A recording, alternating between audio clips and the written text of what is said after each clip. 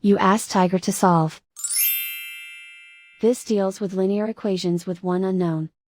The final result is r equals 6. Let's solve it step by step. Group all constants on the right side of the equation. Add 1 to both sides. Simplify the arithmetic.